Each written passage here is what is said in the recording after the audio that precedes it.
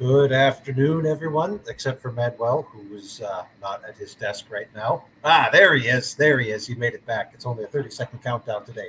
And welcome back to the Moby Dick Book Club, covering chapters 19 to 25 today. And if you are interested in participating a little more fully than the YouTube comment section allows, then go ahead and join the Discord server underneath. It's in the description, and you'll find the link to the StreamYard there. But until now, we've got Madwell. We've got Mr. Tyler here. I don't know if I've ever met you before, Mr. Tyler. No, I guess long-time lurker, first-time participant in anything. So, yeah, I did sign in, join the Discord server when you, not long after you announced this, Father. But I've missed every meeting. I just had other things going on in all the previous Sundays. So happy to be here finally. Okay, and there's somebody else here, the monstrous Parmachetti that ever chipped a boat. Is that Castle there? It is. Well, you've got quite the get up there. It took me a second to actually recognize you. We won't have Mark today, so we'll see how much shorter the stream goes on that account. I think that this chapter 19, which we're covering, has got a lot of little details, which if you're not attentive to, will have you miss some things. So in chapter 19, sorry, Tyler, I meant to say, welcome aboard. Glad to have you. Thank you. Chapter 19, Queequeg and Ishmael have just left the Pequod. They've signed the papers, and they are now ready to get on board when it leaves. And they get stopped by a stranger, somebody they've never met before, not dressed well, and apparently his entire visage and his hands have been scarred by smallpox. Back before we had a vaccine for that, smallpox being a rather serious and disfiguring disease. And he continues to berate these two with very cryptic accusations about having shipped on the Pequod there, specifically on account of Captain Ahab.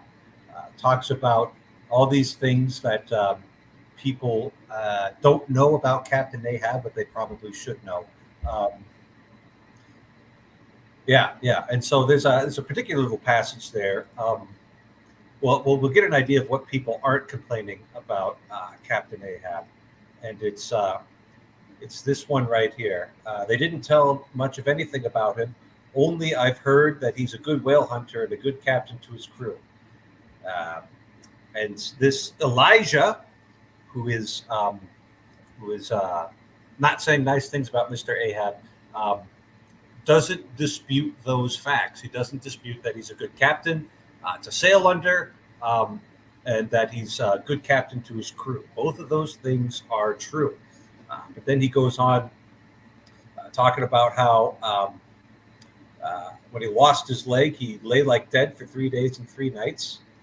And then nothing about that deadly skirmish with the Spaniard afore the altar in Santa. Nothing about the silver calabash he spat into. Those are very key lines right there. So he references first, only in passing, losing his leg in the fight with a whale, and then a deadly scrimmage with the Spaniard before the altar in Santa. I guess that would be Santa Ana, somewhere in Mexico. Or perhaps it's a place in Spain. In any case, it's before the altar, right? So immediately, we've got a Spaniard. Spanish Empire at this time of the history would have been thoroughly Catholic. The odds of it being any altar other than a Catholic altar are basically zero. Did he kill a priest? At the very least, Ahab killed somebody inside of a Catholic church right in front of the altar in the sanctuary, because it was a deadly scrimmage and Ahab is still alive. So that means somebody else has died here. And then I actually had to look up what a calabash is. So a calabash is actually a fruit or some kind of a gourd. And it's like, okay, well, it's a silver calabash, though. So what is that? And these are two images that I found on Google here. One, we've got this, not quite sure what it is, but you can see it's got the same kind of gourd shape there. This one looks like it might be a little more likely.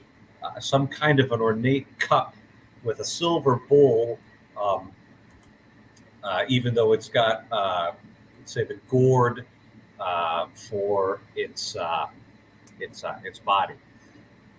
So, um, those things all seem to be rather related in the mind of Elijah. How he had his leg taken off by the whale and lay like dead for 3 days and for 3 nights.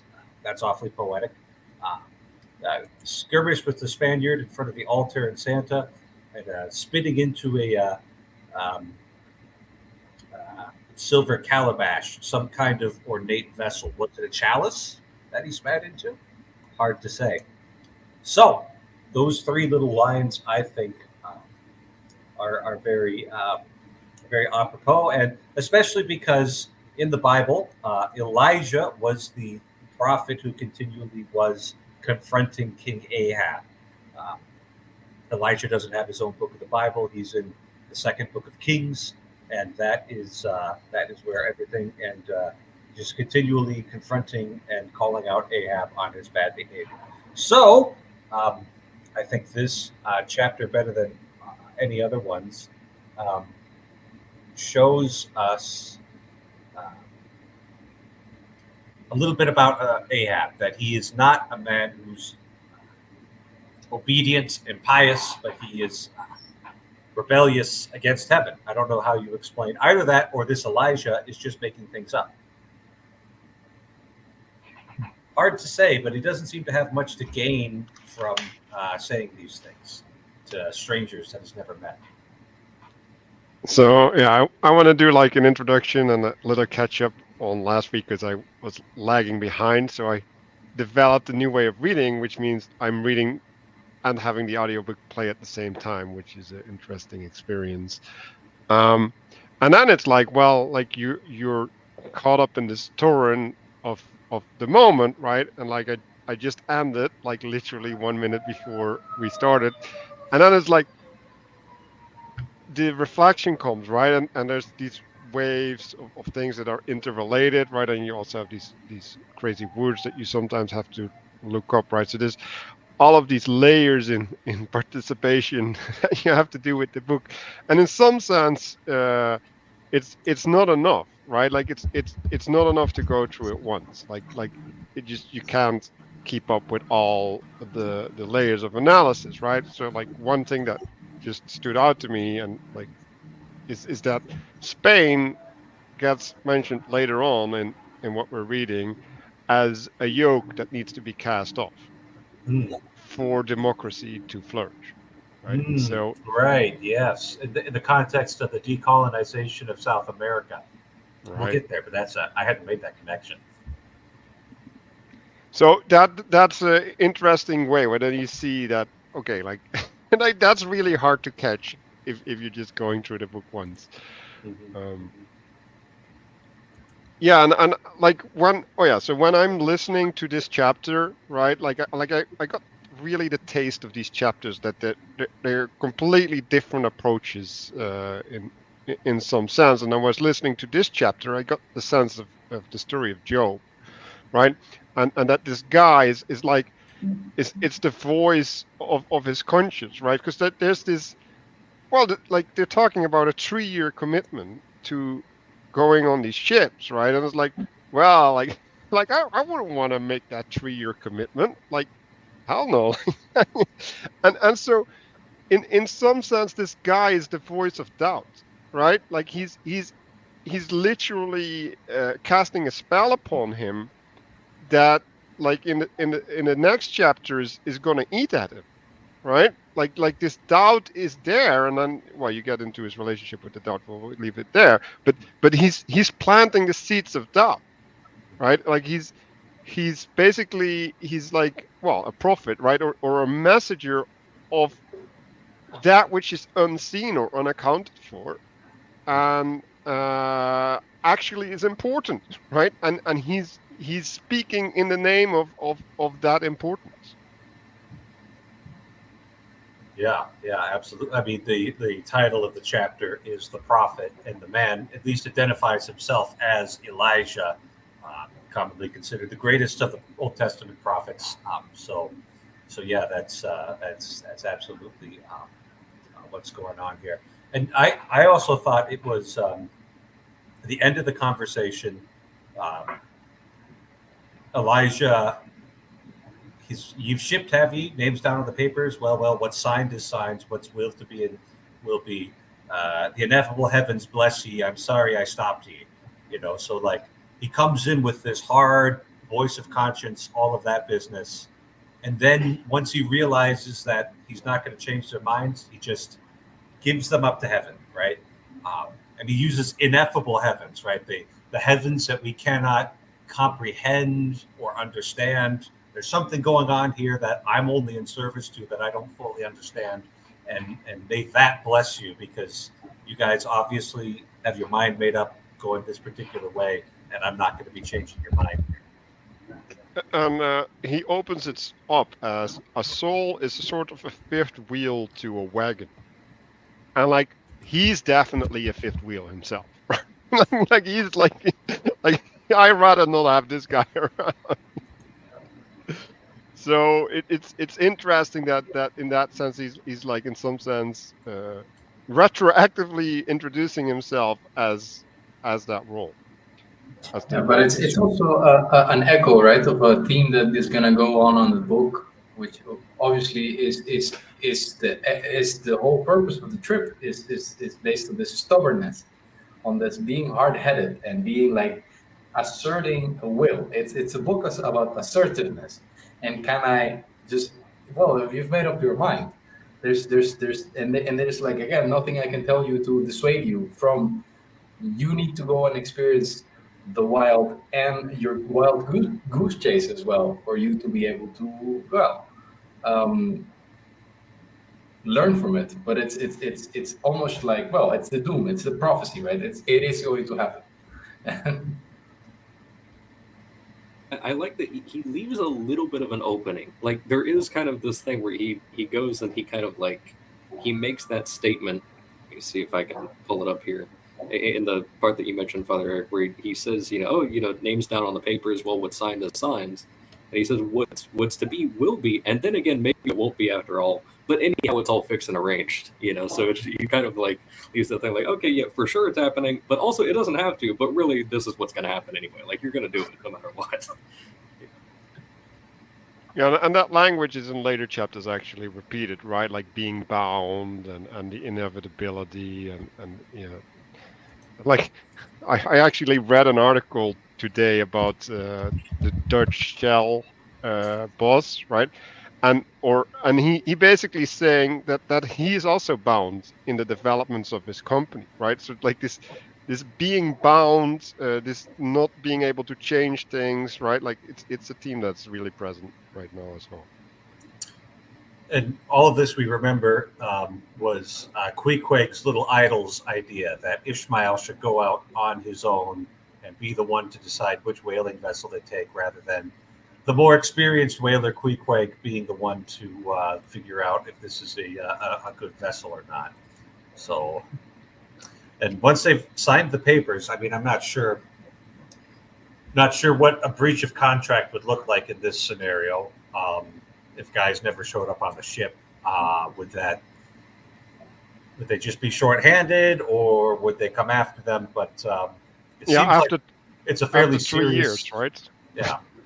Well, if they just decided, we're not going to ship, we're just going to skedaddle. They don't get paid, obviously, and everybody would say that's fair. But the prosecution. Yeah, but the prosecution would only happen 3 years later, right? Because like all the parties that have interest are basically but by gone. then they could be in Indiana, Right, exactly.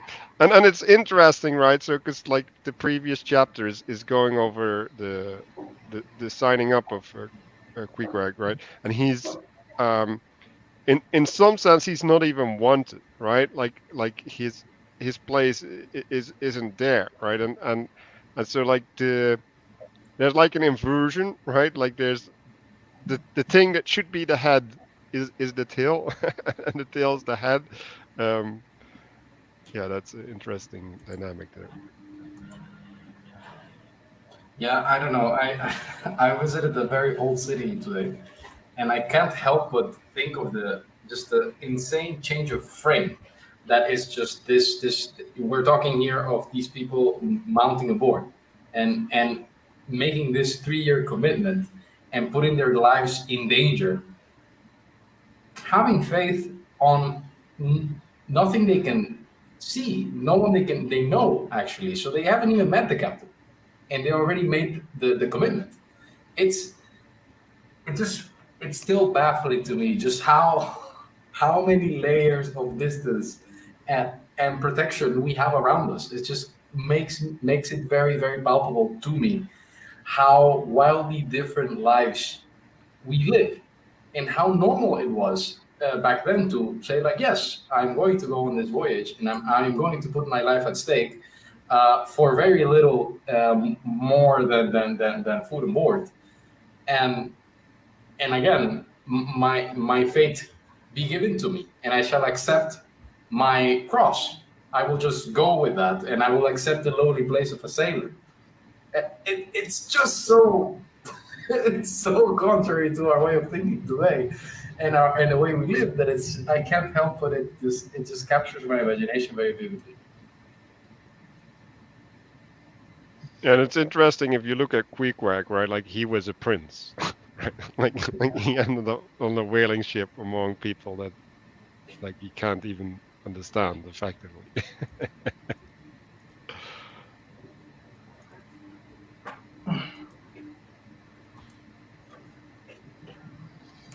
Alrighty. Well, just for my part, I think I'm on board with Mr. Elijah here. While he's not particularly a nice fellow to listen to or to look at, I think he's got some insight into Ahab's character, and especially reporting this important information here um, that we see. But unless anybody else has more to say about Mr. Elijah, we can move on to chapter 20 here. I was wondering, yeah, the very last thing that Elijah says to them before he leaves for the last time, he says but he was going to warn them against something, but then says never mind. I guess because since they've already made up their mind, he's not going to convince them to I don't know, think twice about going on the trip. He just lets it go. But then he says it's all one, all in the family too. And I'm wondering what he means by that.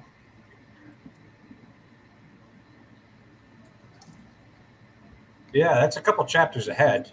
Oh, They meet up with him wait. again. Oh, Yeah, wait a it's, sec. it's yeah, that was chapter 21. Oh, wait. But it is dialogue with Elijah, so we'll put a pin in that. Oh. And yeah, Yeah, I searched for it in the online version, and I didn't know that it skipped ahead 2 chapters. So yeah. All right, So- we'll get there. So I want to say one more thing, right? So basically they're departing, right? And then you get this chase or not chase, right? And it's kind of analogous of the conscious chasing you, right? Like because it's literally paranoia. Is he actually chasing me or is he not, right? And then yes he is, but he isn't, and then he eventually disappears, right? Like something else takes over, right? And yeah, I think it's a really vivid, yeah, description of that feeling.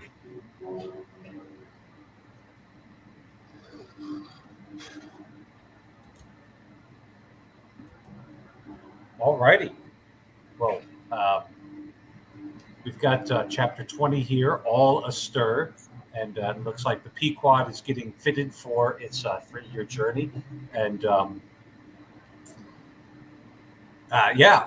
again, like Manuel pointed out, Ishmael's conscience is bothering him about what he's heard from Mr. Elijah, what he's heard about Ahab, and how deep he's gotten in already. But he basically just decides that he's uh, not going to bother with that. And then we get to see um, uh, Aunt Charity, as everybody calls her. That's Captain Bildad's sister.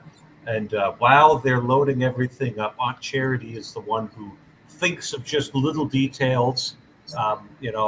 People are very concerned about having appropriate provisions and water stores and all of the whaling equipment and the sails and the ropes and all of those things. And Aunt Charity is the one who continually brings brings little things on board to make it more homemade. And if my memory of previous trips through this book serves me well, this is basically the last woman we're going to encounter for the duration of the novel. Because once they're out in the sea, it's all men and sailors aboard this ship. So that's kind of the last vestige of civilization, and whatever Aunt Charity can do to make this ship a little more civilized and a little more comfortable for the men, she does. But after that, it's all out on the water, basically. I think. Yeah, and Oh, go ahead. Sorry, I was just going to say, I think that she's really demonstrating that she's able to identify all of the other things that the other guys that are already there working and have been working the entire time, all the stuff that they never saw. She's going and kind of filling in that role and everything. So like you said, she's the last woman that's going to be there. And that kind of, in the background influence of kind of identifying problems and just kind of solving them and not really making a thing out of it. Like that is going to probably become more and more apparent that it's not there as time goes on throughout the voyage. So that'll be interesting to see how they wind up kind of confronting that. Yeah, I was going to say, like, her charity extends beyond her participation, right? Like, so she's in some sense reaching into the future and being the divine feminine in as far as it can hold. Indeed, very, very, very symbolically, appropriately, being the last vestige of the feminine, touching upon the Pequot. And yeah, it is very. Yeah, it is very interesting. Again, it brings me back to this idea of the layers of comfort of our I guess I would say our skin vests of skin. How again that we carry on top of us that keep us from starving out of it. Once we're exited the garden, now we're out of the garden and we have all these garments of skin is the words I was looking for.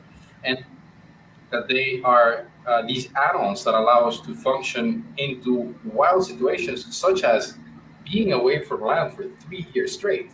It is so remarkable, just the magnitude of what we're talking about, and how that those garments of skin, again, can be extended upon time to also give that it's not only the functional survival, but also this idea of extending out charity into time, so that there may be warmth and there may be an echo of that which once was, back in solid ground, back on in town, back where the love is, where the family occurs, where we are grounded. How can I echo and how can garments of skin do it? But it's a technology in the end. It's limited. It's like it gets you there, but not quite. It's like it reminds you of home, but isn't. And but it is powerful. So it is very interesting to see this echo again. If I could add to the skin thing as well, I was also kind of thinking with respect to, you have Aunt Charity and you have Peleg and Bildad all kind of investing their time, energy, and attention into really getting everything prepared. Like they have skin in the game and literally, they're financially invested into the ship. But you see that for days they're putting so much effort, and Ahab is nowhere to be seen. And of course, still in recovery and all this stuff. But with respect to the skin thing, his skin is literally, or at least, is in the whale. He's nowhere to be seen in the ship. But it's like his investment of his leg is in the whale very much. But no one as soon as, because we know that the two other captains, Bildad and Beleg, are going to be leaving soon, as soon as they get out of port. So it's very much a body without a head as soon as they leave. Like the body has no connection at all to the head at that point, and he hasn't met any of the guys that are on there. So that's something that I think will be interesting to kind of see, come about a little more. And it's really interesting. I think in a previous chapter, somebody just, when they were talking about Ahab's absence, it was a mood, right? They weren't trying to say, oh, he's actually got the flu or something, but he's got this dark mood on him. He's got something going on inside of him that's making him just kind of withdrawn from the world. And he's doing, it's almost like a monastic lifestyle, drawn in, all in by yourself. But it depends on what you're bringing into the cell with you. If you're bringing, a Bible or a crucifix or something like that, you might be okay. But what exactly is Ahab doing when he's all boxed up at home inside the cabin of the ship? All of that. And he was described as what godlike but ungodly. And of course with the whole thing of killing somebody in a church, but it's like, it's a very interesting thing that in what other way other than maybe like a self-worship type of thing, like he's keeping himself veiled almost as if he's maybe like a thing of value or something. Like, I don't know, there's something kind of pointing in that direction too, like there's going to be an epiphany ceremony. Yeah, like almost like I'm almost kind of imagining him as like another like a more dangerous Yojo, like the little idol, where I'm just like, here's this little guy that, Yojo's stuck in the backpack or whatever, most of the day and everything. And then here's Ahab, just kind of like hidden the whole time. And he's the one that's going to be calling the shots. And also Yojo is literally calling the shots for Queequeg and Ishmael. So, they're trading one for another at this point. And I don't know, I think it's going to get pretty interesting. Yeah. And just appreciating the foreshadowing of Melville it's so again, every mentioning of Ahab or anything about him is so well in the last paragraph that we see here. Yeah, just if I had been downright honest with myself, I would have seen very plainly in my heart that I did but half fancy being committed this way for so long a voyage, without once laying my eyes on the man who was to be the absolute dictator of it. So as soon as the ship sailed out upon the open sea. And yeah, absolute dictator on it. It's the totalitarian spirit of Ahab, right? Echoed. It's coming. And it's so strange. We will see it later, right? But then eventually Ahab appears. But there's also no grand speech from Ahab.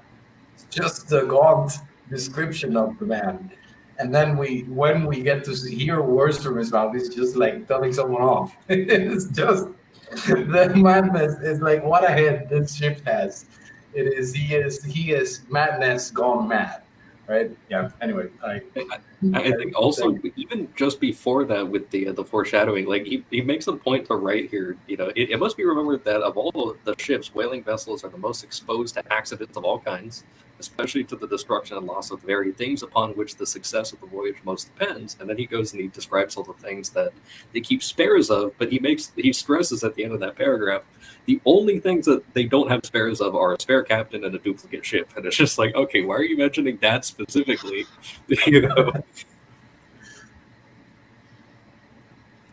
So I was a little bit disappointed, Diego, that you didn't keep going, because this is what stood out to me. But when a man suspects any wrong, it sometimes happens that if he be already involved in the matter, he insensibly strives to cover up his suspicion, even from himself. And I'm like, uh-oh. like how many people are doing that? Like, that's so powerful, right? I've never done that before, Manuel. And he's like, yeah, I'm that idiot.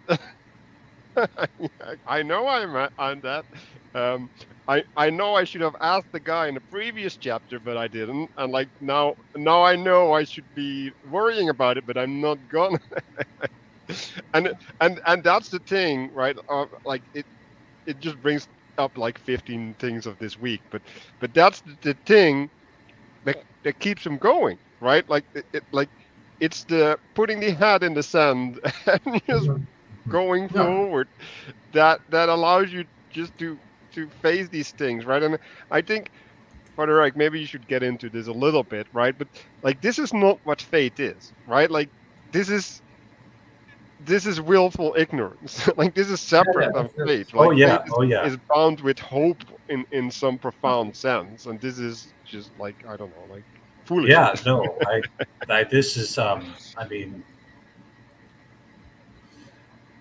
yeah, I didn't even think to consider to compare what Ishmael's up to internally to Faith, right? It's like I think Well, we've all had the experience of just not paying attention to something and just kind of vaguely hoping it gets better. Yeah, Well, but there's an implicit fate, right? That's the problem, right? Like you can't ignore something unless you have faith that it will resolve magically, right? Like there's something there that allows you to maintain the air of ignorance. Yeah. Well, but Because else you just run, I guess.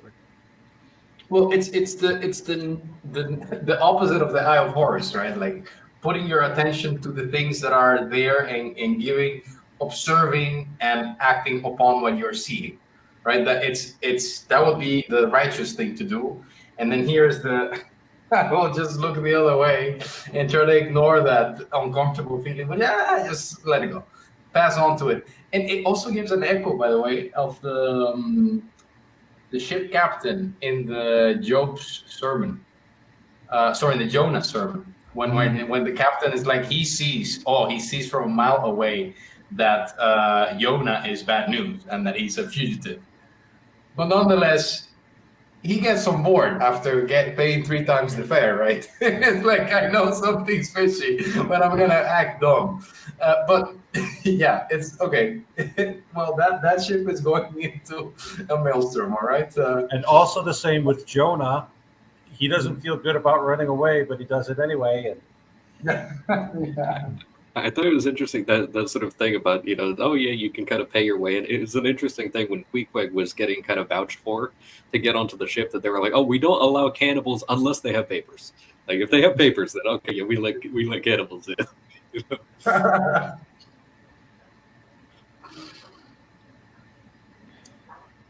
So the last sentence, as it was given out that sometime next day the ship would certainly sail. So the next morning, Greg and I took a fairly early start. And like, is this the actual sailing, or is this just like the anticipation, or like was this all the? Oh, this is them actually leaving. We're going to get out of Nantucket here before long and get into the. It only takes us about 23 chapters to get offshore. For a book about a whaling vessel. I hope you're all here for the long haul. This is going to take a while. Well, they are there for the long haul. That's for sure. My wife already thinks I'm as crazy as Ahab, so we're doing this on Sunday at 10 p.m. But it's fine. As long as it doesn't take 3 years. But yeah, like in that sense, then it's like a finalizing, right? It's a stamp. Like, okay, we're going. It's real. Yeah, and they're getting up early. They must be excited about it. Yeah. They're not just going to show up on at the last minute. Well, they might not be able to sleep much with their conscience signaling them that they're ignoring a bunch of stuff. So yeah, that's. So do we want to do a little bit biblical symbolism on the 3 years? Like, do we know if 3 years is actually real? Like, did they do that? Because I don't think so, right? For a whaling vessel? Mm-hmm. Well, I think they would. I mean, it's a very expensive proposition, and they got to make a lot of money. And they, like, imagine sailing looking for whales, right? No. Like, It's so ridiculous. like you're just wandering around the ocean, hoping that you'll see the spouts, the spouts from miles away, right? And so I said this in the very first class, and I remember this from when I studied this in seminary.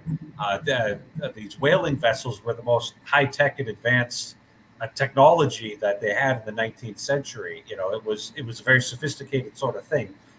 They would think of it the same way that we think of like the space shuttle or SpaceX rockets, because because of how long they would go out, so I think the 3 years was not an uncommon thing for a whaling vessel. It's different than a merchant vessel, which is just, going to port as quickly as they can. They just go out to the sea hoping to find whales. So they would be very long voyages. Yeah. So, like the reason that I'm suspicious about is because I don't think you can take supplies for 3 years, right? Like I don't think that's realistic. You underestimate the Dutchman. So I guess so. yeah, so this is a little bit why you guys have such an obsession with cheese. It holds. It holds well for a lot of time if you put it in the right round shaped thing covered in wax. But yeah. Yeah, I think they would have a lot of dried meats, a lot of biscuits, cheeses, those sorts of things. That, like, these guys weren't dining well, and but they would have the holds basically just jam packed full. And I think as they were clearing out their food and water, they would fill it in with, hopefully, barrels full of the sperm whale oil. Mm-hmm. Yeah, and I bet if you get lucky, you can eat that whale for a while. But yeah, you probably eat the whale too. Yeah. I was Yeah. wondering. They don't really describe normal fishing, like fishing for food, a lot. That is not mentioned in the whole book, I think, if my memory serves me right. Yeah. And whaling ships, when they were out on these year-long voyages, would they ever stop in any foreign harbors or ports to resupply at all, or would they be on the water this whole time? Bildad mentions to the men as they're going off in this I think it's chapter 21, that if they're in harbors, they should avoid fornication. So I do think they would need to at least get fresh water, but they might also need to get extra provisions in there. But I think they would do that at whatever port was friendly. I don't think they would necessarily need to come back to the home port to do that. Also, they would be carrying the stuff. I mean, if the spice trade was hot in the 14th century, these guys had whale oil. Like they had gold effectively. So, but also they mentioned, I think, on extreme cases, of course, they also went to port, like when they needed to repair a mast or something like that. They also mentioned that the Pequod was at least repaired a million again. I guess at least 3 or 5 times. It has been made over the whole ship.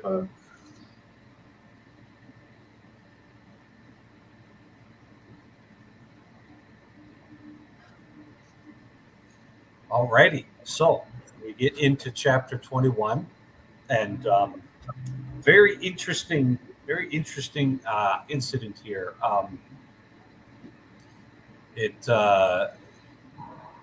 Ishmael thinks that he sees sailors running ahead of them onto the Pequod, and Elijah asks if they saw them, but then they can't find them, right? So it's like both Ishmael and Elijah saw ghosts that they weren't able to attack, and I couldn't figure that one out. I couldn't figure out what that means, because Elijah, after asking Ishmael about it, says, "See if you can find him now, will you?" And then he just changes the subject again. I was going to warn you against, but never mind. It's all one, all in the family too. It's just like this is just extra cryptic right here. I don't know what's going on here. I was hoping one of you fine gentlemen had a little more insight than I did into this because it's all very strange.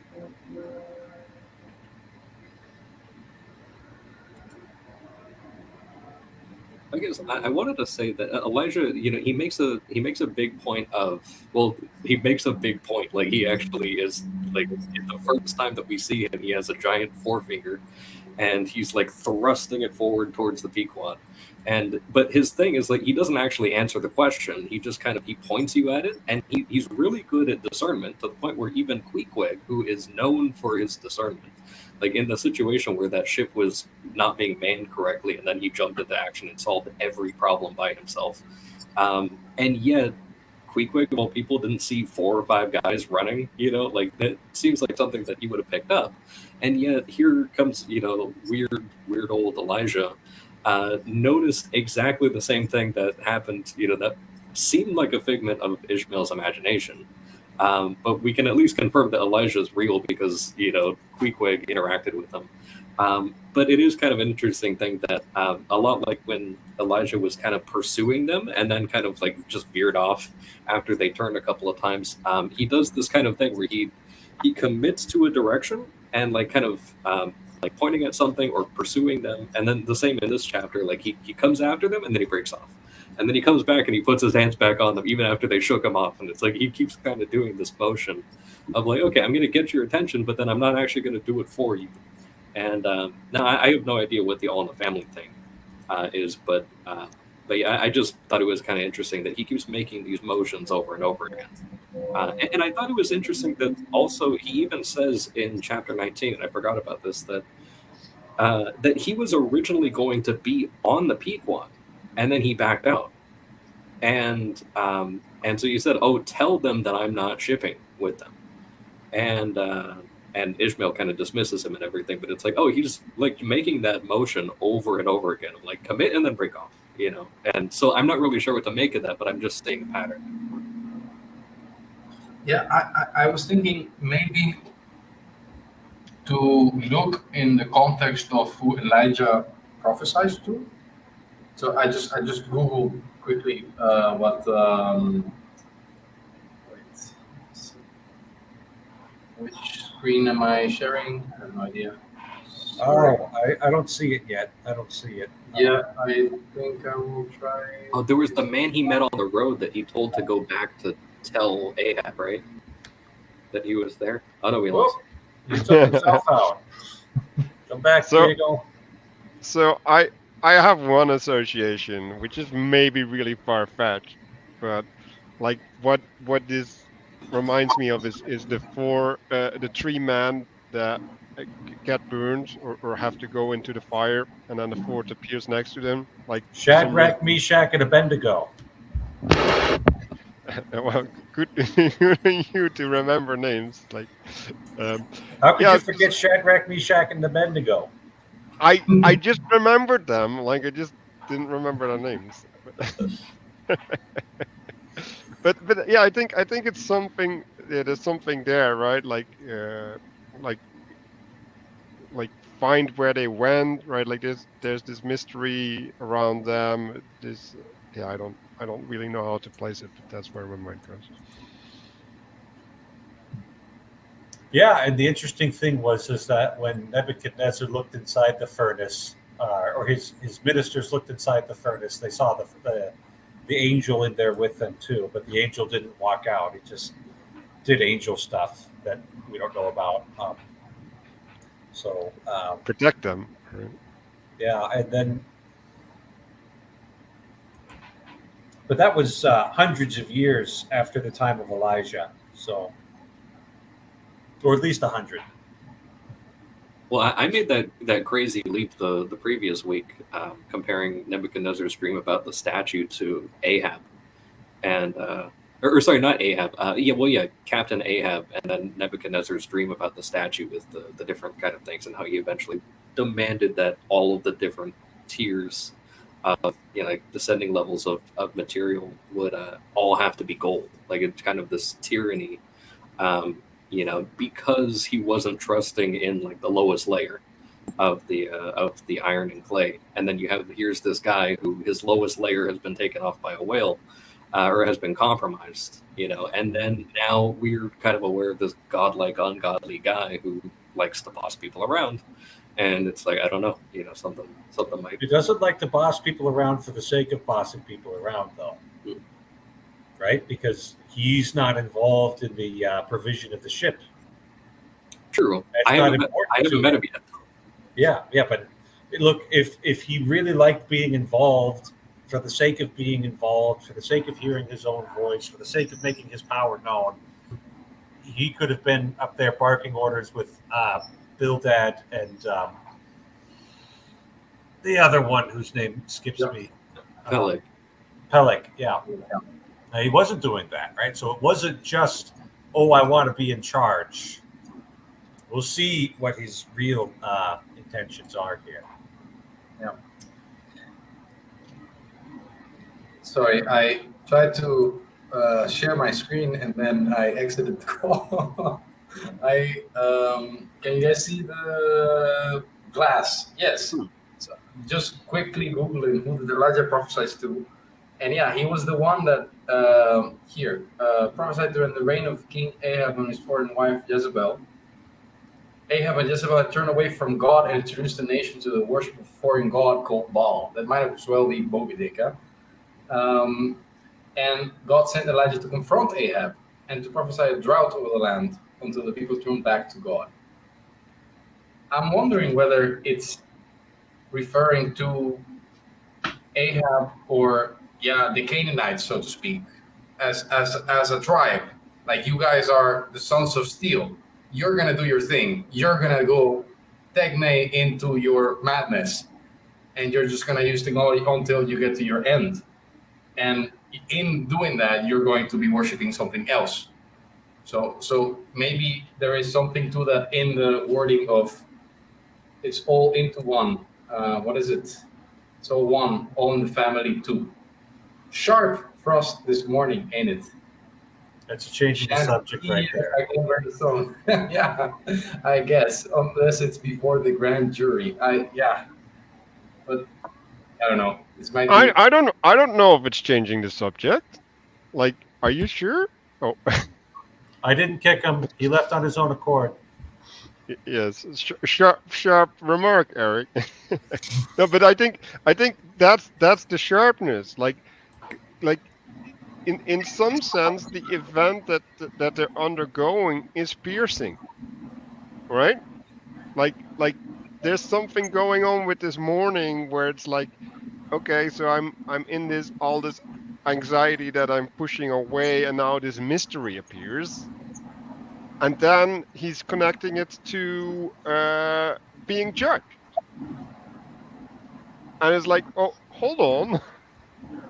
like why is there judgment, right? Like, my first association was like, is he prophesizing that they're going to kill Ahab and that they need to be judged for killing Ahab if they're going to survive, right? And the implication is that if they don't do it, then they will be the ones that are missing the boat. So yeah, I don't know, like this grand jury and in some sense, right, like maybe that's going back to the 3 men walking into the fire, right? Like, they're judged by the fire, right? That's the jury, right? And they're unscathed by that judgment. I also, one thing I kind of, the way that I read into it was that it was almost like, because he says, shan't see ye again very soon, I guess, unless it's before the grand jury. And I almost wondered if that was sort of something like him anticipating like both of their deaths before the end of the next 3 years, referring to maybe like the last judgment or something like that as the grand jury. Yeah, well, when I read that, I immediately interpreted it as being like the last judgment. I wasn't thinking of any worldly court, but maybe it's both. It could be both. It's not like a Melville plays with metaphors at different levels at the same time. Yeah. Guys plays 4D chess the whole way through. So and then that insinuation of judgment is followed up with them stepping into an abandoned ship, right? And then they find an open place. The doors opened, right? And then they see a light. It's like, what? And then Queequeg sits on the guy who's asleep. Yeah, the only guy there is asleep, and then he's used as a seat. And then you find out that Queequeg's family, because they're a royal family, used people as furniture, as like walking mobile furniture, to fat them up so that they could be softer to sit on. And but it's interesting because I remember when Queequeg solved that, like all the problems on that one ship that wasn't being manned properly. I mentioned that, and we had kind of talked about him being master of technology, and when he left his original environment, he had no experience with technology. He was literally using it backwards. And then since then, he's gotten much better. But I mentioned, and Diego had mentioned kind of the garments of skin thing. And I see Queequeg a lot as kind of this like dog-headed sort of Saint Christopher type character. Like he literally jumps in the water. Like he has them covered. All the problems, he's got them covered. And he jumps into the ocean and grabs that guy. There's kind of like the transporting through the water aspect, that he comes out and he has an additional set of skin of the brine that he has to kind of clean off after he goes out there, and which I think also gets kind of I'll mention kind of an echo of that's coming up in a coming chapter. But it's interesting that he himself is kind of like a super technology in a sort of way, and then here he is. I didn't expect that, like his people literally use people like technology, so it kind of tracks a little bit. Yeah, you look like a nice Billy closet, my boy. So like I want to go back to this descent, right? Because like it's an actual descent, right? So that's into the underworld, right? And then what do they find in the underworld? They find it's denizens sleeping, right? So there's some spell there, right? And it doesn't get dispelled by them like gravely disobeying the rules of the underworld, right? Like sitting on the guy and like smoking. It's like they're just they don't get sucked in some sense, right? They're just like, oh, I'm just gonna do my thing, or like chill out. And again, the head in the sand, right? It's like no, we're not gonna be worried about how completely weird it is that this guy is not waking up. Like, And he like used to sleep face down as well, just like on the deck. And I'm getting, but this is probably because I've been thinking about it, but like getting associations with Noah and the tent, right? Like yeah,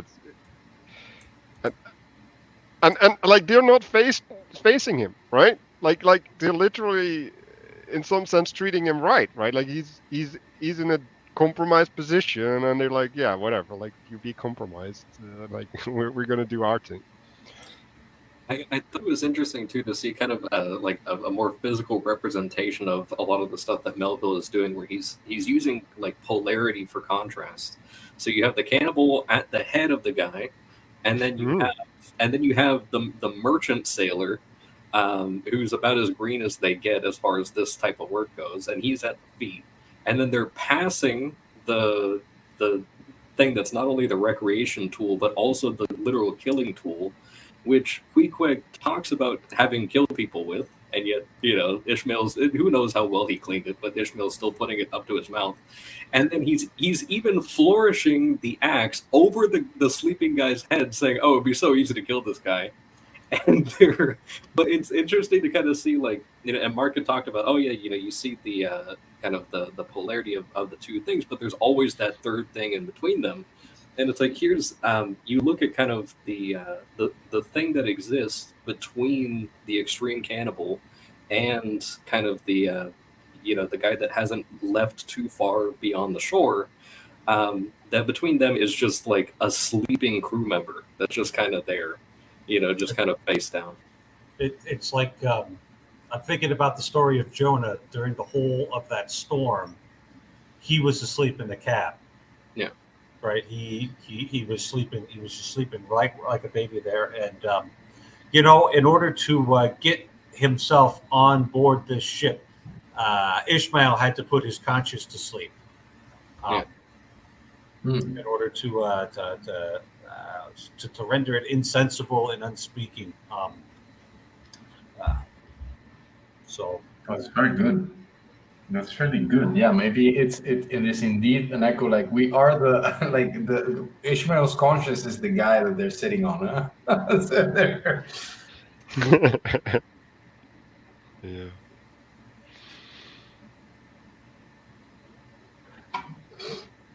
meanwhile, Captain Ahab remained invisibly enshrined within his cabin. Yeah. Enshrined. Okay. More of that sacred language around him. Chapter 22, Merry Christmas. Boy, let me tell you what, if you didn't think that the United States of America in general and Massachusetts and Nantucket in particular were very Protestant countries, imagine shipping out on Christmas. It's just unthinkable to the Catholic mind. It's like you're going to travel on Christmas, you're going to work on Christmas. What the heck, you know? But the Puritans in that part of the country would have been vehemently anti-Christmas. They would have considered that all a bunch of popish nonsense there. So I noticed that. It's like, well, for Pete's sake, you couldn't have waited a day so that they could celebrate Christmas, the birth of our Lord? No, they couldn't, apparently. So it's just... there's a business to run, Father Eric. What? There's a business to run. There's money to be made. Yeah. Well, There's a lot of that with respect to Bildad. That like there's something I'm going to mention here in the same chapter. I think in a little bit, but there's something earlier on where they talk. Ishmael kind of observes Bildad as he's the strict Quaker, but also he's handling the money, and also he was known for his brutality against whales. And he's like, well, Ishmael in his mind is kind of contemplating Bildad and thinking, well, a man's religion is one thing, but also the world pays dividends. It's like, oh yeah. Well, they're talking about divine providence through nature, right? And like if you go out with the ship, you want to have the right tide, you want to have the right winds, right? So I think there's something to be said for like listening to what God tells you to do. And it's like if it's Christmas, like yeah, bad luck.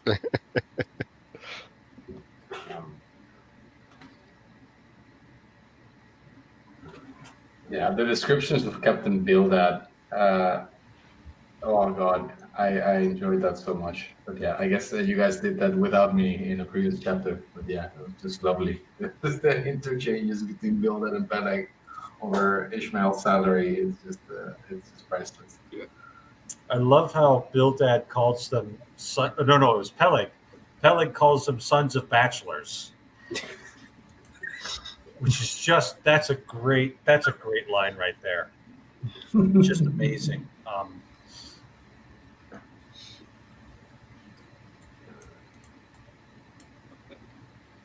Yeah, Peleg did that, and Bildad doesn't swear at all because he's a good Quaker.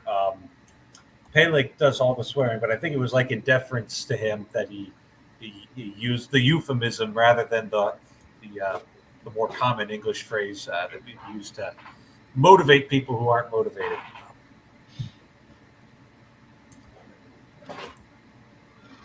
Yeah, Bildad also learned how to pilot a ship out of port so that he wouldn't have to, and get the license for it, so he wouldn't have to pay somebody else to do that.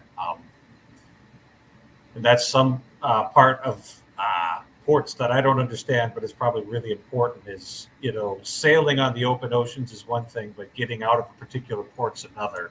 So they probably need to have a specially certified guide who knows where the rocks are and how the tides work.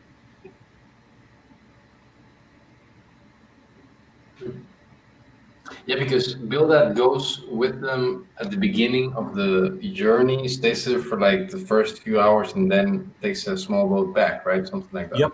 Yep. Apparently, there's a need for specialized piloting out of the harbor. Because they don't have like a diesel engine down there where they can just shoot the water wherever they want to go and go. They gotta balance it with the wind and the tide and all of these things. So it's Yeah. It's a very complicated thing. I'm sure. I don't know how to do it. So Yeah, I think the harbor was also sheltered from the sea, right? So it had like a small gap, and then there was the other ships, right? So you don't want to like bump into things. So like they still have that when the big tankers come into Rotterdam, they get like four ships to guide them, basically. tugboats. They're called tugboats Tugboats, in yeah. English. Yeah. So yeah, like that's a big deal. And do we want to read? And so, do we think that this Melville is describing something matter of fact of how the business worked, or is there Yeah. some deeper symbolism to the very stern Bill that being at the start, but not yet, not quite? Well, it's both, Um, obviously.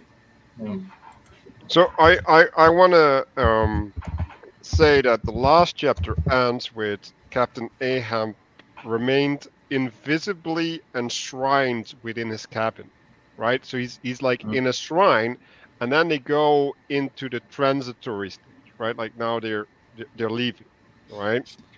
And in the leaving, they also lose. I think both captains go, right? Mhm. Or just the one? I think both of them. Both Bildad and Peleg, yeah. So there's a change of wind, literally. Like they have these people, and then like at the end you see all of the concerns, right? Like I don't want to leave because I want to make sure that everything is okay, right? And sort of mothering even, like these rough guys. They're and also like there's an emotional layer, right? Because like these guys are used to go along, right? And now they have to get off, right? Like they literally have to die in some sense, and their authority fades, and then we get to the only one captain that we were talking about previously. The I wanted to kind of mention on that we see kind of with this polarity between Peleg and Bildad, like clearly you have like the heavenly Bildad, and then you've got like the earthly Peleg, and that they're you see that even in the way that they're working. Like Bildad is handling the finances, he's also bestowing blessings on guys, and imposing order, telling people not to profane or commit fornication or any of these other things. And then Peleg is rushing around, and he's literally living inside of a bone tent, and he's barking orders at people, and doing all these things. And but he's also motivating the men. Like he's mustering the matter up and getting them, literally kicking Ishmael in the butt to get him, up and running. And then so there's this kind of thing like, oh, hopefully the guy that these two are complementarily like kind of working together, hopefully that guy is going to manage to do both, because so far it's taken two to kind of get people to do that. So hopefully this is an integrated guy. I'm sure we can all trust that he is. But I also wanted to mention, I love the description of the ship as it's going out of the harbor. That it's that he's talking about. Let me see if I can pull it up here. There was it says like, at last the anchor was up, the sails were set, and off we glided. It was a short, cold Christmas. But he says that there was a freezing spray that cased us in ice as in polished armor. So like the ship has now gotten, an outer skin as well. And I'm kind of thinking of the priest from the previous chapter that had been doing the sermon on Jonah, and how he walked in with kind of this icy coat, and he walked the entire way there, and it was like weighing him down. And then with Queequeg, with his kind of brine coating that he got from outside the thing, and now the way that the ship is very much like made up of the parts of its. I forgot exactly which terms Ishmael used before, but kind of its its natural foe. That it's kind of getting all of these pieces put together. That he describes the that on the. Let me see, what was the exact word that was used on here?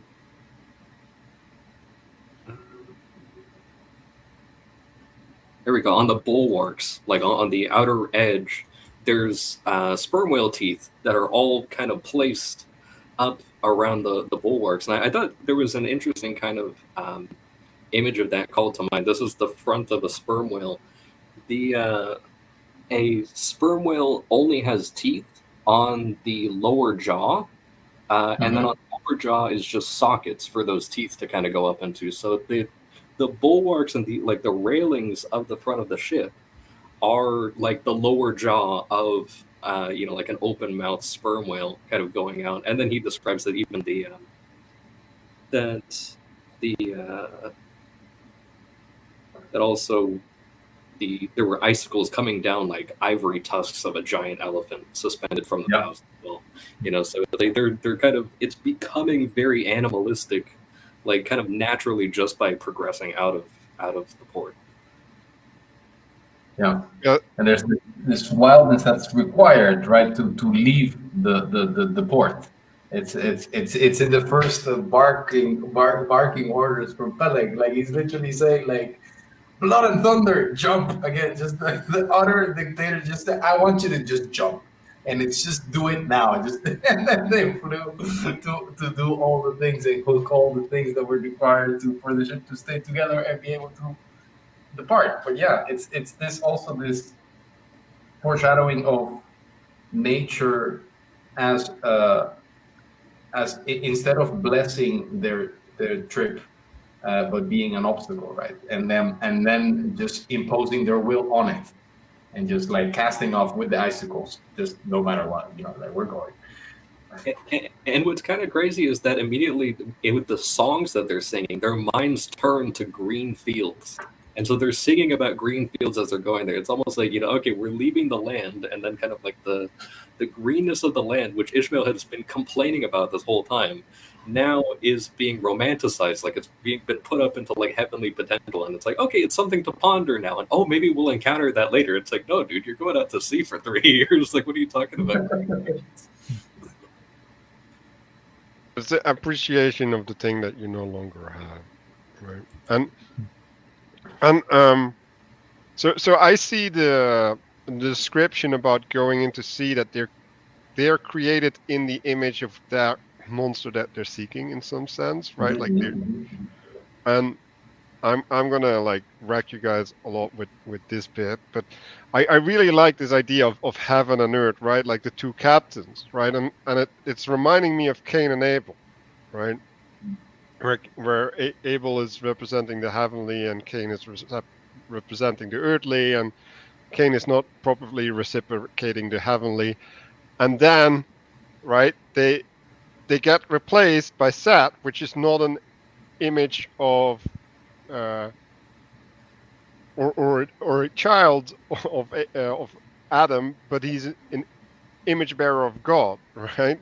And so, like, I feel like they kind of passed into that new iteration with Ahab having that same thing thrust upon his shoulders, right? Like he's supposed to be the heaven and earth combined into union. Yeah, that was what I was kind of I was getting that sort of thing where I was thinking, okay, I really hope that this Seth figure actually is a representation of Adam. Like, because they kind of need to count on that. Like, is he actually a properly integrated, like, heaven and earth guy, or did you get some weird mix? Are we going to get Lamech instead? Right. So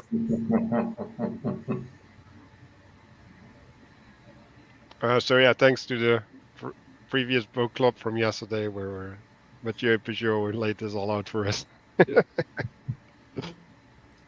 Got all the symbolic world inside of you, huh? There's some of this too with like the heaven and earth thing, that when Peleg and Bildad leave the ship, the things that are kind of promised to the shipmates, Bildad gives a blessing, and then also gives the warning. So there's the blessing and the warning of don't do the bad thing in port, and also and then Peleg promises food when they come back in 3 years. Like, oh yeah, I'll have stuff cooking for you as soon as you're coming back in. So there is that kind of like, there is that maternal Peleg in a sort of sense. And then, but I'm also kind of worried, there's so much foreshadowing, but I wonder, because Seth is supposed to be this integrated, like both at the same time, and we've had the previous figure We've had two previous figures filling that integrated Adam role in a complementary two-person way. I'm almost seeing a little bit of an echo here of Moses going up the mountain, and then now they're being left with the other representative, and that so I'm getting a little bit of like kind of Aaron vibes, just a little bit, not in personality, but like, okay, can this guy hold the responsibility? Because now he's in charge, and he was never in charge before of this particular group, as far as we know. Like I'm not aware of how many of the shipmates were on previous voyages on the same ship. I think we kind of learned that that was not a repeat experience, but Yeah. Alrighty, and then our reading for today finishes up with three shorter and much more reflective chapters here. The lee shore. This is another thing in chapter 23 that I had to look up for. Apparently, when you've got a sailing vessel, you can think of things in terms of windward, right? Which way the wind is blowing towards it, and leeward, what's behind it, where the wind is. And Bulkington comes back, and he's piloting the ship after Bildad is gone. He's apparently a very experienced sailor. You'll remember that all the other sailors were big fans of Bulkington, and when he snuck off from the bar, they went out to go find him. And Ishmael has nothing but good things to say about Mr. Bulkington here, but especially the fact that, it's been, a couple of weeks, maybe a month since he got back into port, and he's already back out to sea again.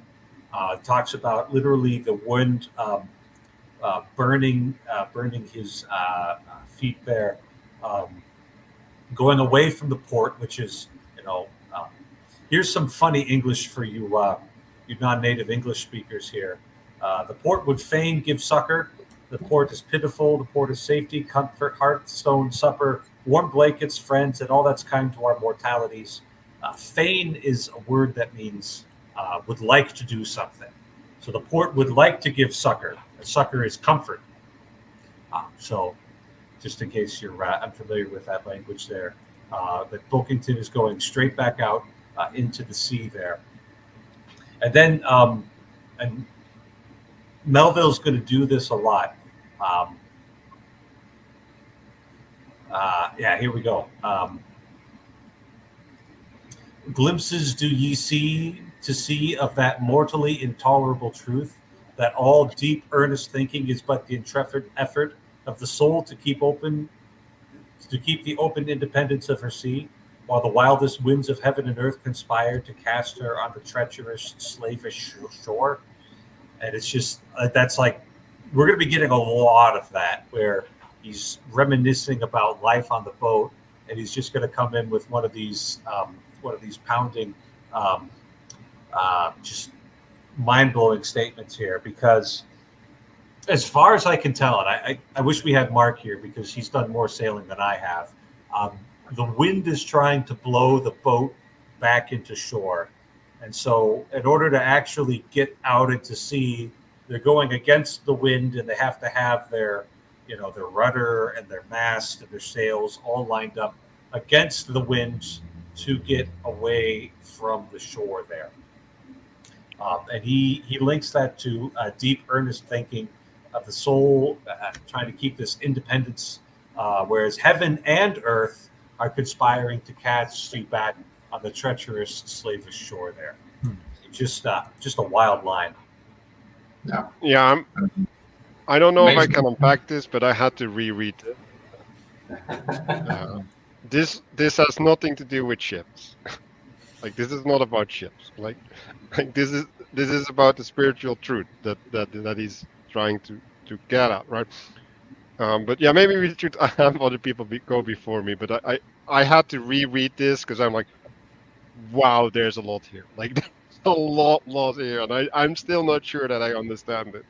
So yeah, you guys go ahead. I'll finish up with the finale. I mean, I would start with the fact that this just, again, as I mentioned before, just Melville reminds me that the world is and can be inexplicably beautiful. Again, I don't grasp much of this, but it is so beautiful that it's just, oh, it really is jaw dropping. It's awe inspiring. Yeah, I just wanna look at it and read it again and again and again. This chapter was definitely like candy for the eyes. I mean, there's just, I mean, the prose is just so dense in this one. And I wanted to mention a couple of things from the first page really quick, because we were talking about the length of the voyages, and it says that Bulkington was out to sea for 4 years, and then he presumably had like a week off and then signed up for another 3 years. And so he's just kind of like perpetually on the thing. And then this entire time, I'm just imagining Ishmael is just watching this guy. Just all this stuff is going on in Ishmael's head, and he's just looking at this dude who's just standing there. And which is just a little odd because he's going through this whole thing talking about, and of course, a lot of it is in hindsight, but just one of the things here on the first page that I thought was like, oh my gosh, foreshadowing, but also so well presented. So the land seems scorching to his feet. Wonderfulest things are ever the unmentionable. Deep memories yield no epitaphs. The 6-inch chapter is the stoneless grave of Bulkington. I was like, oh man, poor Bulkington. It's probably not going to turn out super great here in a little bit. Well, I want to know how you guys understood that, because like, holy cow, that's a sentence. Yeah, several sentences in this chapter just stopped me for a couple of minutes. That was one of them. Right, so basically, right, the epithet is like a description posthumously, right? And I wanted to look at this chapter, right, and it's like, this is not a chapter in the book, right? Like someone put this inside. Like how did did this didn't happen chronologically? Like this has nothing to like the only thing that happened chronologically is that he saw the guy, and then he's like basically writing his obituary, and like what happened? It's true. And I think there's this little thing that, the wonderfulest things are ever the unmentionable. So it's like it's shameful to even mention the things that are like amazing to think about, and yet then you have this kind of thing where he goes on and he's like praising this guy so much to the point where even in the last sentence he's describing like his deification almost through like the glory of the thing, and it's just like, I don't know, you're kind of you're going pretty far for a eulogy at this point. I don't know.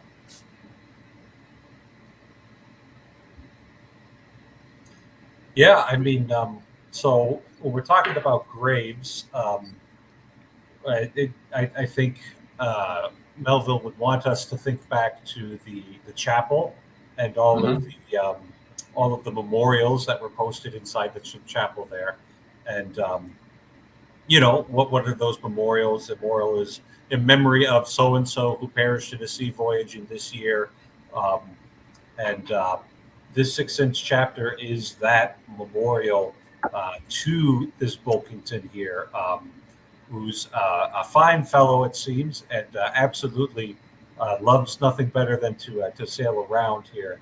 And, at least the character Ishmael seems to have a profound sense of this person and is trying to express it as best he can, but this little 6-inch chapter is all that he's able to manage. So let me do an attempt, right? Let's start reading there, right? So we have this grave, and I think I now have an understanding of what the grave is, right? Like the grave is that this fella is broken from this. We stop cutting. Sorry, your mic stopped behaving. This guy is lost, right? I think your connection is longer. It's still bad. Oh wait, that might be now. better. Okay, so he's lost to the sea, right? Because like he's no longer living on the land, right? Like he's effectively dead.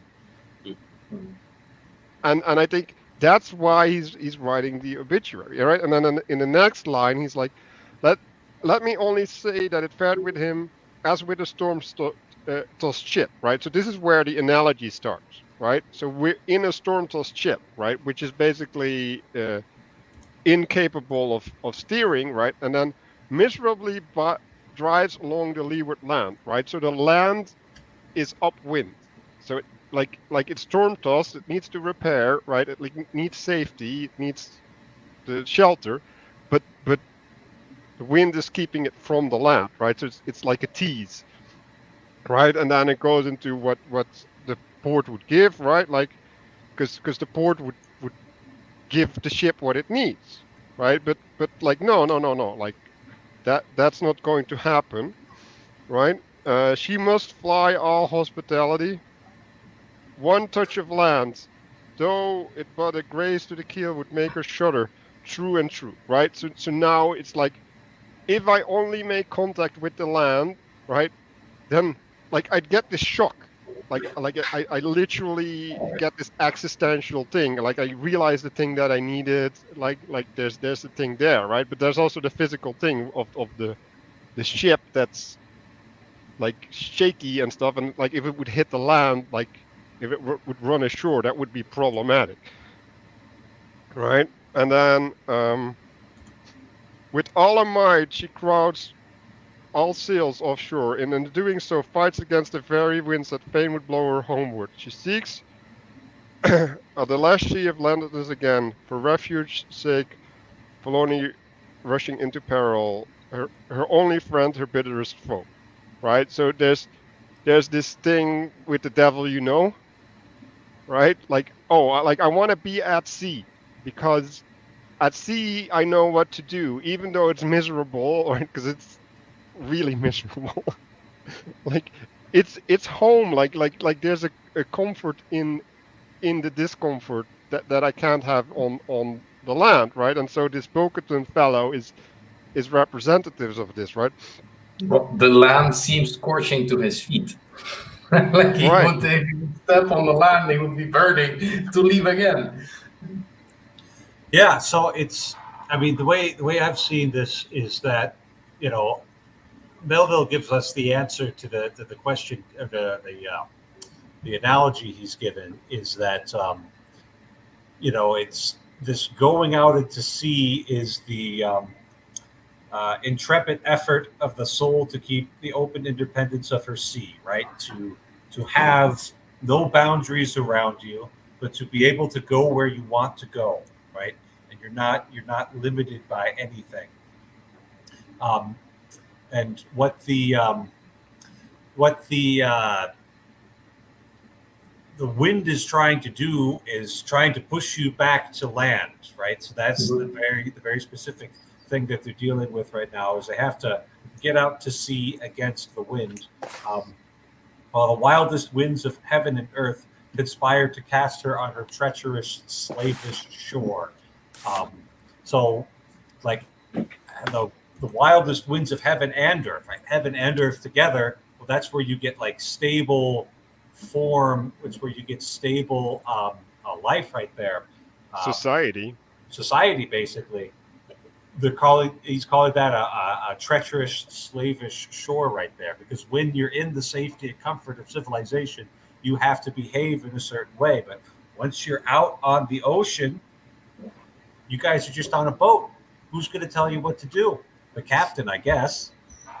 Yeah, and so like society is represented as tyrannical here, right? Like society is not salvation, but it's actually the constraint upon the spirit, right? And so like from the free man archetype, right? That's like the most horrible thing, right? But in the Christian narrative, right, which is the thing that's being reasoned from, that's where the holy city manifests, right? So there's this tension there, and there's this complete rejection, right? And so this fellow is like the archetypical representation of the rebel, right? Like the complete rejection of that which can save you, If we were going to make this movie in the 50s, we should have James Dean as Bulkington.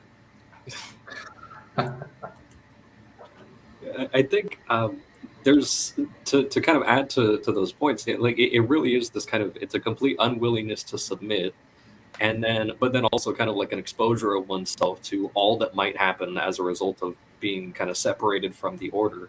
And then also, with the kind of language of creation thing, that light and fire and heat are kind of inextricably linked symbolically. That the land being scorching to his feet, it's almost like it's too much light, that he's not able to kind of handle, to the point where he could only even stay on shore for like a week, and he probably would have left. He literally left the tavern early, like in the middle of a conversation. He just bailed out, so that he couldn't even handle one night after he just got in from the ship.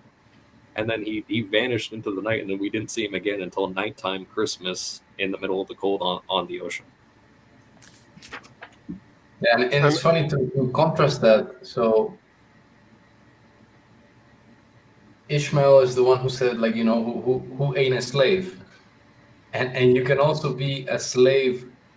Sorry, you can also be a slave to your own wild spirit, right? So that's Walkington. He cannot help himself. He must go. He forgoes even civilized conversation, right? Like literally, just like gotta go. So yeah. Yeah, and I think it's important, right? Because he identifies this boundlessness with the nature of God, right? And like I have had an experience where I was talking to a bunch of polyamorous people, right? And they want to get lost in the sea of love, basically, right? They want to have this boundless love, and like how could you even suggest that boundless love of mine could be constrained? Like you're interfering with the divine manifestation of love, right? Mm-hmm. So there's this rebellious nature where like there's this, like if you look at the queer, right, like it's the boundless acceptance of whatever comes up in me, right? Like in the way in which I'm different is the way in which I'm divine, right? There's this complete flipping of the recognition of the divine. And like if you look at society in that way, right, like you have people who seek the divine in the boundaries, right, like in the monsters effectively, right? And then there's people who seek the divine in the union, and like these perspectives, they can be merged, or like this book is gonna amaze me a lot if he manages to do that. But it's kind of the emergence is good perspective, right? I mean, this kind of idea of, oh, let me be open to absolutely everything, and that'll be great. It's just like, well, and I think I had briefly talked with Mark on his channel about this, like the sort of, oh, you have 1,000 channels on TV, but nothing to watch, or like, oh, come over to my place, I'll make you something, and I put a little bit of everything in my pantry into the thing I prepare for you. Whether you take a bite of it or not, you're gonna reject it, one way or another. Like it's not gonna be integrated properly into your unit of self. Oh my! Oh yeah, and I like at the far end, Bear the Grimly demigod, right? So he's actually relating Pilkington to the Greek tradition, right?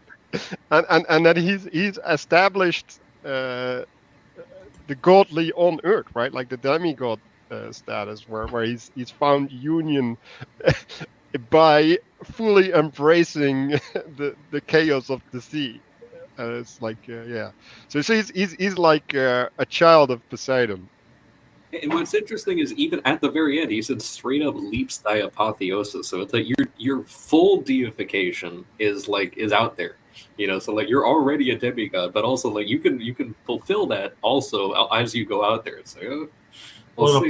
It's also an epitaph. Apotheosis, is that the same thing as like the highest point in a no, apotheosis would be not, that's an apogee, isn't it? Never mind. I think apotheosis is lifting yourself up to the principality that you're under. Yeah, the definitions I'm seeing are it's the highest point in the development of something, or the culmination or climax, and also the elevation of someone to divine status or deification is what's coming up when I look for it. Yeah. Well, we'll see how that works out for him. Yeah. We've already established this is literally his grave, so I don't know. Well, I mean, it's not like we're uncomfortable with all kinds of gods in this book, huh? So again, he can be a where's god Yojo that fits in a backpack. Yeah. Yojo's just hanging out somewhere. I'm not sure how much of it we're going to get in this book, but I'm just wondering throughout reading this chapter and the previous ones as well, like exactly what kind of life has Ishmael lived up to this point that has given him this idea that the complete chaos and danger of the sea is this divine ideal to aspire to. I mean, that's the way he's put together, right? None of the names here are on accident. Ishmael being the child of the slave girl, and Abraham having been driven out from his father's house, and yet still a great nation being made of him. But he's a man who lives in the wilderness, particularly. So, can I also add? I think he's been on various voyages before. He's reminisces about the sea at the beginning of the book, right? So he's seen this. He's been out there before, right? Yeah, absolutely. Yeah.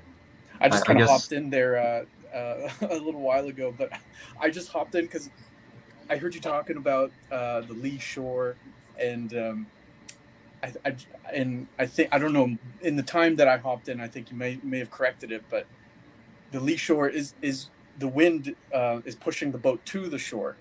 Okay, you figured that. Okay, because I thought that's important that you get that. I come from the very middle of North America, so my contact with the ocean is only sporadic. So near the Great Lakes, maybe? Not even near the Great Lakes. No. The biggest lake enough, that's near me is the Devil's Lake. Fair enough. For what it's worth, I've spent a lot of time on the water, and I've had some adventures.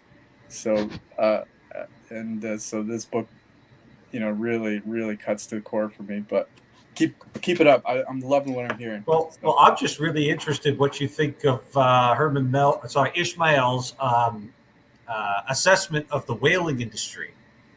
Right, we get that into chapter 24. Is that coming up? Yeah, the Advocate, right? And this is just this chapter right here is just like classic Melville. In this book, he's just basically just going on. I imagine him like speaking this way to a decent number of people at like some trashy bar, and he's just going on and he's speaking to whoever will listen. It's just going on, and he might not be correct, but he's at least entertaining, and we'll keep him around. So Ishmael says that whalers are among the noblest specimens in the world. Talks about, first of all, they're and they don't get the respect that they deserve. So they're just as bloody as soldiers, right? But soldiers, like an officer, will be treated with respect. They make more money than just about anybody else. All of these famous explorers have not done as much exploration as the whaling ship captains have.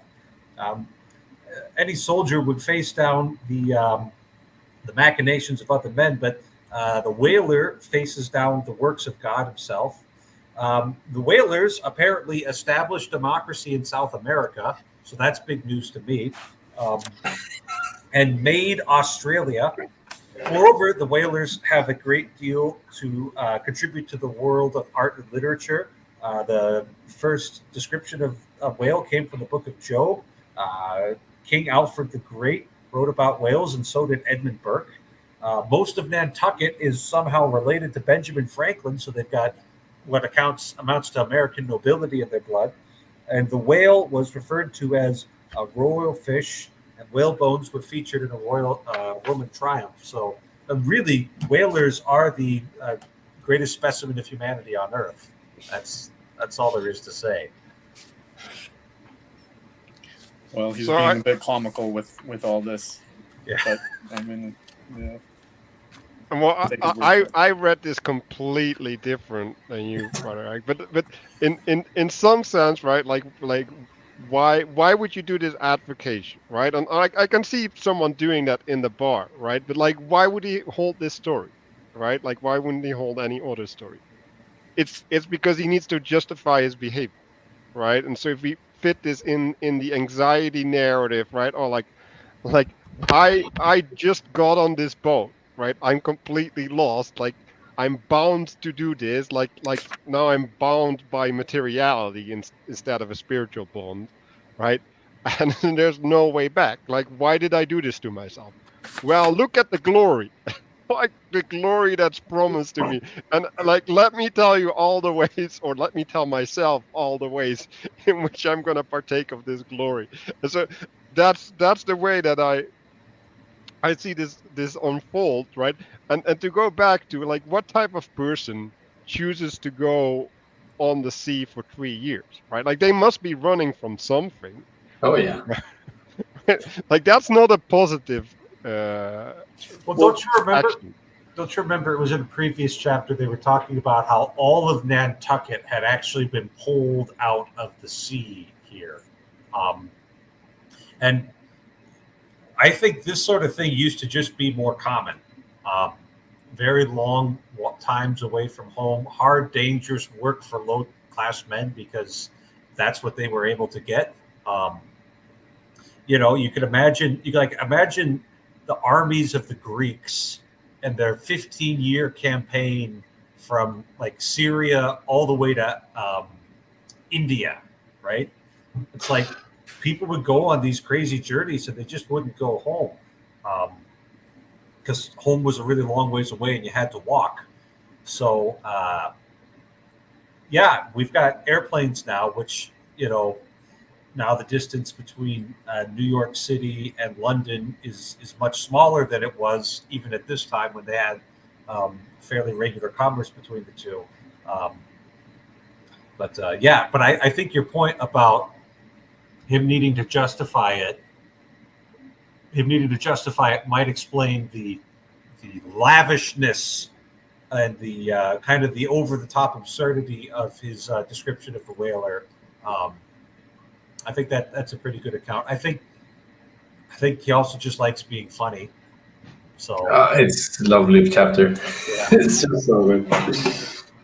I highlighted a bunch of things in this one of Ishmael just really kind of doing this. I'm seeing kind of a thing that he's kind of pulling this trick of he's trying to like elevate another thing and then kind of attach himself to it so he can kind of come along for the ride to like increase himself. And it's literally in the first sentence, which I read it and I was like, this is just hilarious. That they just left the port.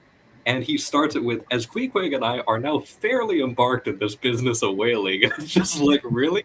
You just left the port and you're fairly embarked. And he attaches himself to Queequeg, who does have a lot of experience. And then he just joins himself in as an equal of like, oh yeah, he and I are both really into this whaling thing. And then he talks about,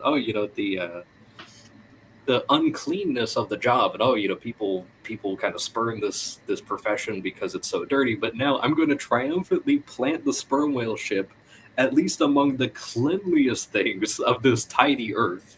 So he's really kind of emphasizing other stuff and then just like inserting himself and his interests in there. And then the same thing, then he goes and he starts exalting whaling over soldiering. And he's like, what are the comprehensible terrors of man compared with the interlinked terrors and wonders of God? So it's like, here's all of these super high contrast things that are way cooler than your stuff. And I'm in the middle of it. And he even says in the next paragraph, as before, so many shrines to our glory, describing all the, he says, you see, that even though people scouted us as whale hunters, it unwittingly pays us the profoundest homage. Even all abounding adoration, and it's like, to be fair, yeah, the whale oil is used everywhere. Like there is kind of a truth to that, but he's definitely inflating a lot of this by a huge amount to seemingly kind of build himself up. And I don't want to skip ahead like too far, but there is something that I'll mention at the end of the chapter. You can bring in chapter 25 as well. Okay. Well, I was just going to say, not for necessarily this chapter yet, but the something like, then he goes at the very end of this chapter, but there's a ton of other really good stuff in this one and really funny things that he pulls. But then he goes, and after this whole thing of attaching himself to all this glorious stuff that he's doing, that he's totally super enmeshed in and is well experienced, even though he hasn't even seen one of these whales in person. He says, and as for me, if by any possibility there be any as yet undiscovered prime thing in me, and if I shall ever deserve any real repute in that small but high hushed world, which I might not be unreasonably ambitious of.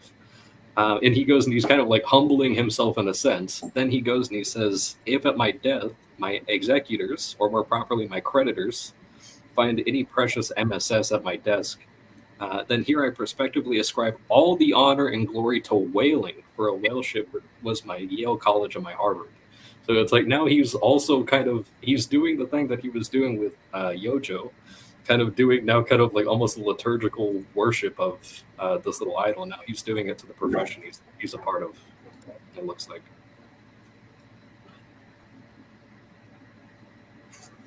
Yeah, it's a little over the top. So the analogy that I'm seeing, right? So first he's comparing himself or the whalers to soldiers, right? And he's basically saying, well, the soldiers are like the earthly and the whalers are like the heavenly, right? So he's making a heaven-earth dichotomy between water and land. And he's saying water is heaven because there's where the potential lies, the undiscovered. And land is that which been established, and like these soldiers who are conquering lands, they're doing this inferior thing because like the realness, like the real potential is at sea, right? So this is like a completely materialistic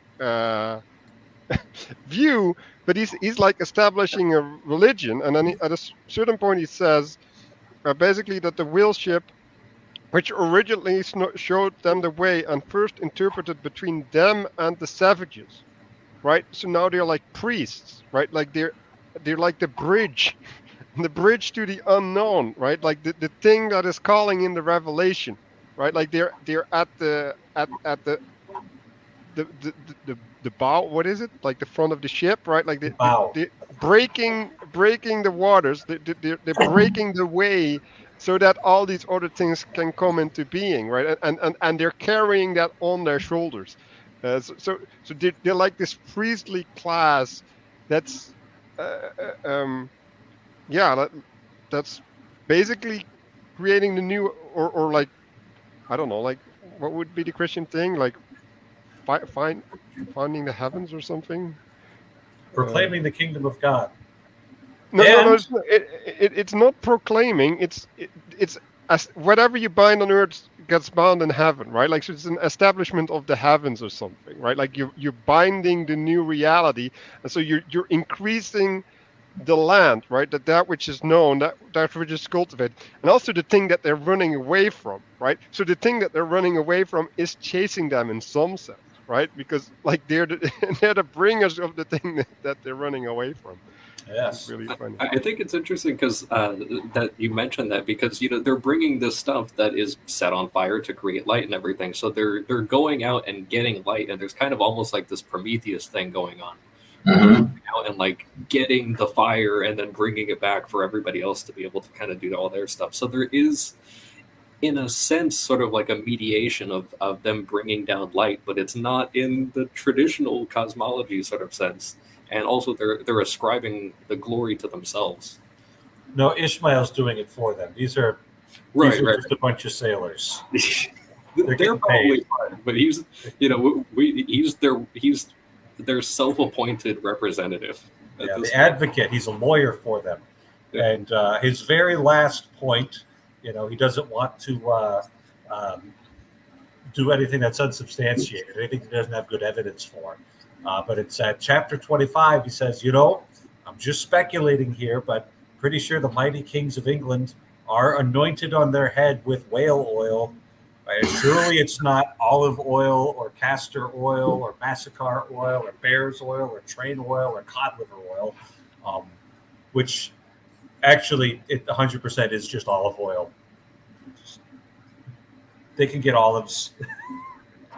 But that's again, right? Like he's equating himself with the heavenly, right? Because like the oil is the heaven pouring down on the king, so he's raising. And it's the role of the high priest to anoint the king, right? Like they Right. still did that with King Charles. They still had the Archbishop of Canterbury come and do that. They haven't forgotten in England. And it's like, you know, we've still got that in the sacrament of confirmation, and then in like in the Old Testament, who was it? Was it Abraham that poured oil on the rock and made it into like an altar or something? Well, that happened a lot. I'm thinking especially of Samuel anointing the head of David. Yeah. That's just, it's right there. Moses anointed the heads of Aaron and his sons to anoint them priests. It's like it's all over the stinking place. Yeah, and it's to make the head shiny and reflective.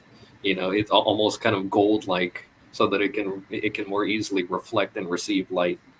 But yeah, and that he's kind of ascribing that, even though there's other people that are actually like doing the distribution on land, and people are marketing the stuff and everything like that. But he's like, oh yeah, there's no mediation between this. It's the whalers, and then we just give you, you know, like society, essentially.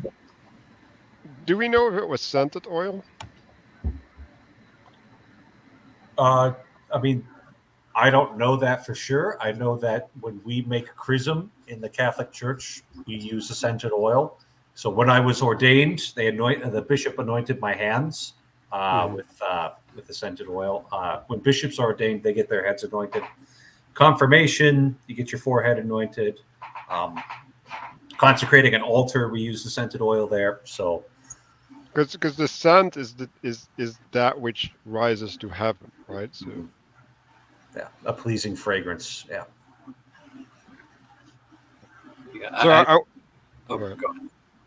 So I wanted to make like a meta comment, right? So it's interesting that you have this 2 chapters back, this Leechard thing, which is like an obituary kind of, right? We had the sermon, now we have like a treaty. So there's all of these really weird formats that these chapters have, right? And yeah, I'm not so on board with the unreliable narrator thing that Mark is on, but there is something weird, right? Like there's an unreliability in the way that the story is presented to you, even, right? It's like, no, but the thing is, like, again, what struck to me was like, it's called having fun, Manuel. You need to get used to it. But yeah, Melville is just a troll. Like, he's just trolling us, and it's gorgeous, and it's very, very, very fun. But yeah, he's playing very obviously, and that's I love this character Ishmael. He just thinks the silliest things. Yeah, it's just amazing. I love that he's presenting questions that no one asked, and then getting appalled at the fact that he asked them on everyone else's behalf. So this kind of thing of like, oh, you know, the whale has no famous author and whaling no famous chronicler. You will say the whale has no famous author and whaling has no famous chronicler, and he does this over and over again. You know, he's like, it's called a diatribe. That's literally the meaning of a diatribe. Is you got an imaginary interlocutor that you're arguing with. But it's even worse because he became the famous author that's not there. Oh my gosh! Oh, amazing! That's amazing. Yeah. I was wondering about with the chapters here. Like I sort of thought, well, why are chapter 24 and 25 separate? And what I'm thinking of is now is maybe chapter 24. This is like this diatribe here is one line of thought or one thing that he was writing about earlier, but then I don't know, it's as if he thinks that all those examples he gave wasn't enough, and so then he has to add this postscript, this addendum to it all to connect whaling to the English royalty, as if to just I don't know, finally convince himself or for his imagined objectors of how, I suppose, glorious whaling is. Yeah, so he's literally becoming a lawyer in doing this, right? Yeah. And so he says in this chapter 25, on behalf of the dignity of whaling, I would feign, there's that word again. Remember, it's I would like to. So I would like to advance not but substantiated facts. So nothing but substantiated facts.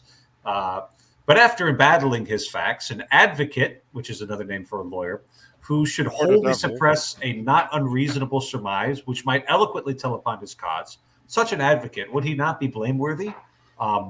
So that Ishmael feels very confident in all the claims that he's made in chapter 24 have been substantiated. All of the experts and the authorities agree with his whaling thing. But this point about the anointing of the heads of the English monarchs is at least a disputed point. So he's not going to come in and say it, 100% for sure. But it is a theory that's well supported. So why wouldn't I throw this in there? That's how you got to read Melville Hill here. It's not like he compared the head of the king to some salad, right? Yeah, yeah.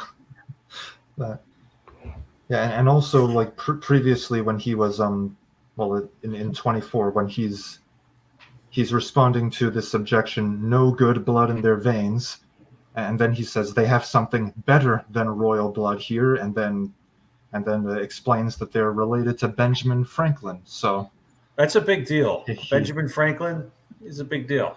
Yeah, he establishes that, okay, one of the founders of the U.S. is better than the English monarchy. As a Canadian, that stings a little bit, I have to say.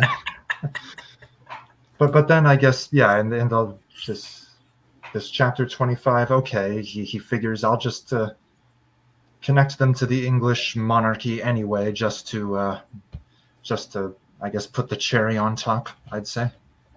Right on top of the head. Yeah. All righty. I am very mindful of the fact that some of you crazy people are in Europe and it's like midnight there. So we went almost 2 hours on this. Once again, a delightful conversation. And Tyler and Lucas, very glad to have you on board. Castle, I almost didn't recognize you. Like you were sitting in the chat there while I was trying to figure out who you were. You're sitting in the sitting room. So anybody who might be listening, if you want to join in the conversation, there's a link to the Discord server below. That's where you find the StreamYard links, and that's where you find your homework assignments. So I will post the next homework assignment there. And yeah, thanks for coming aboard, and God bless you all. Ciao. Bye.